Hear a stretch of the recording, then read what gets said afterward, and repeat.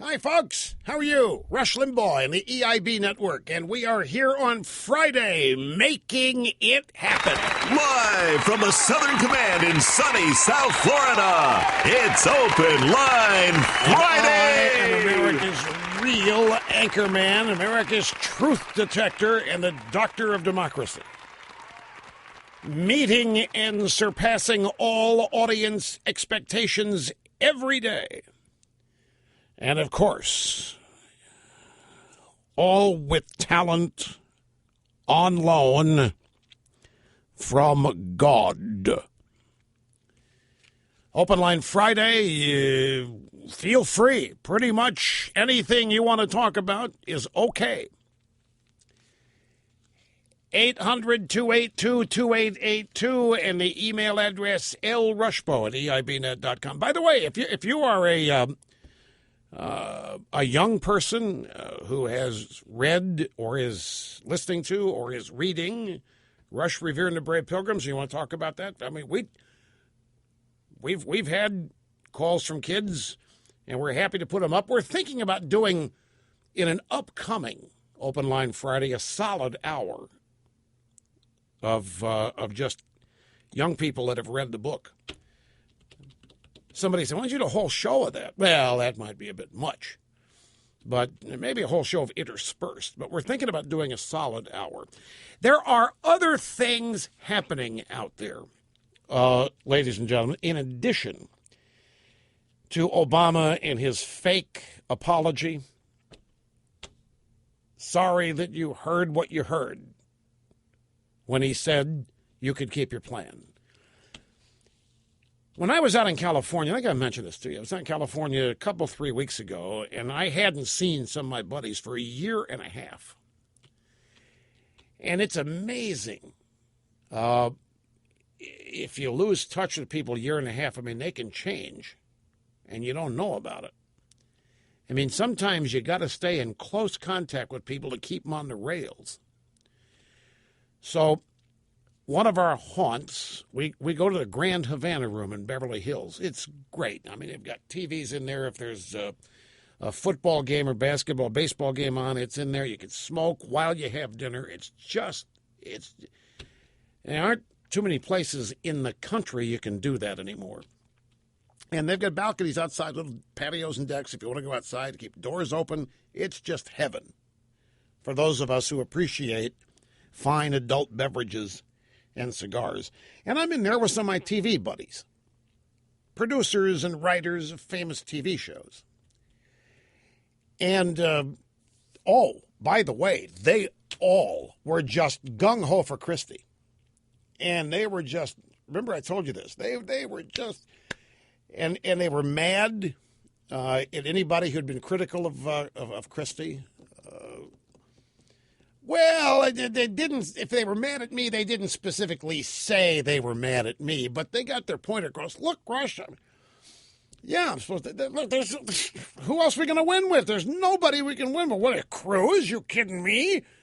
And I said, I think Cruz could clean up. Come on, you got to be kidding. You really? Come on, Rush. You know, Christie's the only chance we got. So I sat there and I'm listening to it all. I'm just taking it's a learning, it's an absorbing thing for me. And they're passionate about it, serious about it. But then one of them said to me, Rush, I got to tell you something. And it was like he was not afraid to tell me, but he was of the opinion that I was going to jump down his throat. He said, Rush, I'm buying an electric car. But I'm not buying it because I'm an environmentalist nut, Rush. I'm not. It's not none of that. No global warming. It's just the greatest car in the world. It's just the finest car. I'm going to buy a Tesla Model S. Rush, I'd go 300 miles on a thing with a single charge. I said, well, does it have a gasoline engine if you run out of juice and there's no... No, but at 300 miles, I'll never run out. I said, well, where do you charge it? My house. Overnight. 300 miles? Hell, it's only 40 miles to and from work. My commute, this is great. And it's the finest car. Rush, it's the biggest selling car in California. It's right now one of the most popular cars in the country. And I said, that's great. If that's what you want, I don't care. You don't have to justify it to me. I'm just, if you like it, that's cool. Yeah. But it's not because I'm an environmental nut rush. Don't think I'm doing this because I'm trying to save the planet. I went up to San Francisco and I test drove one and I ordered it. I said, you don't have it yet? No, it's coming in December. So, with that in mind, I have two stories. The third Tesla caught fire the other day in the past month. And the third, I don't know they're not sure what the cause of the latest fire was. They don't know if it's the battery, some such thing. They're doing an investigation of it. And I didn't call the guy. I didn't say, hey, did you see where a third Tesla? I mean, I'm kind of reluctant to talk about it now because people love the car. And it has its evangelists. Now, I'm a big Apple guy. I'm a big iPhone. It's got its fans. And no matter what, you're not going to talk them out of it. And I wouldn't try to talk them out of it. Well, I'm no start. I'm on fire in the cabin. It's a great car. My point is, if somebody wants one, that's fine. I'm into free choice. What the thing, as I've said over and over again, is that I think a lot of people buy these things the same reason they wear a red ribbon, to say they care. And they care more than you do about it. And they're great, and they're socially conscious, and they're saving the planet. No, I just hate people being hoodwinked by that stuff. But why is it that I'm afraid to bite on that? Why is it that no? Because if I ask the question, then I'm going to be compelled to announce your answer, and I'm not here to begrudge Tesla at all. See, this is the big difference in me. The pro-electric car people, they're close to demanding that all of us drive these things. I mean, the leftists on this, they end up liking the electric car. They want everybody in one. They like vegetables. You have to eat them. They don't like 32-ounce soft drinks. You can't have one. They don't like trans fats. You can't have any. And that isn't me. If somebody wants to buy a Tesla, what are you going to say? Your car can become the grill, and you can grill your food when you're camping. What? Right. Yeah, campfire jokes. I think it's this Elon Musk guy who's the CEO of Tesla. He's actually quite entrepreneurial. He's got all kinds of great entrepreneurial ideas, space, and ramping up mass transit, highway travel, and this kind of thing. I mean, he's a forward thinker, and I applaud entrepreneurs everywhere. Like this guy in New Orleans that I've learned about today, Larmondo. What is his Larmondo Flair Allen. What great treasured entrepreneur in New Orleans. Sadly died in 2004 in a housing project, a gunfight over drugs. But they finally found the guy that killed Larmondo. Sometime later, the guy that killed Larmondo also killed Larmondo's friend, Chocolate. 30 rounds in this guy's head.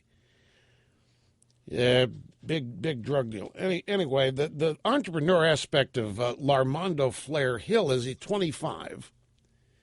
He's got 9 kids, and they each earn about $100,000 a year, and they don't have a job. It's a fascinating story. Anyway, when I was thinking about this, the Tesla news, and my buddy telling me he couldn't wait to get, I'm just wondering if he's affected by this, And then there's this story. This is from Grand Rapids, Michigan. the TV station there, Channel 13 Watchdog News, WZZM. The Watchdog News team started out to do a story prompted by viewer questions about the use and the cost of public car charging stations. And they investigated, they found that the charging stations were just one very small part of what is, when you add it all up, a massive government effort to get everybody to drive electric cars. Now, I'm reading to you from a TV station report. President Obama set a goal to have 1 million electric cars on the road by 2015. We're now at 10% of that number. And despite that, the government continues to prop up the manufacture and sales of electric cars, beginning with lithium mines and ending with electric vehicle charging stations. The bottom line here is that this TV station in Grand Rapids, Michigan, is now, granted, this is in auto country, and you might find an allegiance to the standard automobile industry there, but so you have to account for that in the story. But they claim that $5 billion is being wasted on this whole electric car program. I mean, they chalk this up as yet another massive failure by the Obama regime, and it's just another in a long and never-ending list of failures. Perhaps the most definitive indicator that electric car sales are not where the government wants them to be, President Obama has asked Congress to increase the electric car tax credit from $7,500 to $10,000. To date, the federal government has spent $28 million on lithium mines for the batteries, $27 million on lithium salts, $2 billion to battery factories, $3 billion to automakers, $7,500 credit to car buyers, now up to $10,000, and $15 million to install car charging stations. Now, the point is that the government is spending all this, not the electric car industry. And that they have, the regular car industry is not getting this kind of government help, other than GM being bailed out. But the point of the story is that nobody, in terms of real numbers, wants these. And yet it's true, Obama does want everybody driving. This is my point. Why does he care? You know, Al Gore dreamed of everybody in electric cars. Do these people not understand that you cannot have an electric car without massive coal-fired power plants? Where do you get the electricity to charge them? This is where things break down for me, just in a common sense thing. People think that electric cars, well, where do they start from? They start from, well, the regular cars pollute. Oh, yeah, greenhouse gases, CO2 and C2O and C3PO, and they got catalytic converters and the gasoline and fires, and they stink and it smells and it's pollution, and oil, it's yuck, it's just oil and it's polluting and oil spills and it's profit for the oil, and they get lost in all this. And then they say, now the electric car, now that's clean. Yes, sirree. There's no pollution, there's no noise, and so where do you get the electricity to power the car? You get it from coal, which Obama is trying to do away with. So how are they going to power these things? That's why I don't understand. People think they're buying an electric car and saving the world, and yet it takes their number one enemy, coal, to have enough electricity to charge these things. Sometimes I don't know how people think, but that's why I think there's this political attachment to it, sort of like wearing the red ribbon for AIDS. You care more than other people because, like, you're driving a Prius or what have you. It just shows how malleable people are and how susceptible they are to doing things. First, you can guilt them into making them think they're responsible for climate change and pollution. And then you say, but here's a way you can say you're sorry. Here's a way you can make amends. Here's a way that you can be forgiven. And you go out and buy one of these hybrids or an electric car, and you agree to pay higher taxes and accept your portion of the blame for everything, and you'll be forgiven and you'll be a good person. And I don't understand that working on people, but it does. The psychological play is profoundly successful. I got to take a quick time out. You sit tight. Back with your phone calls in just a moment.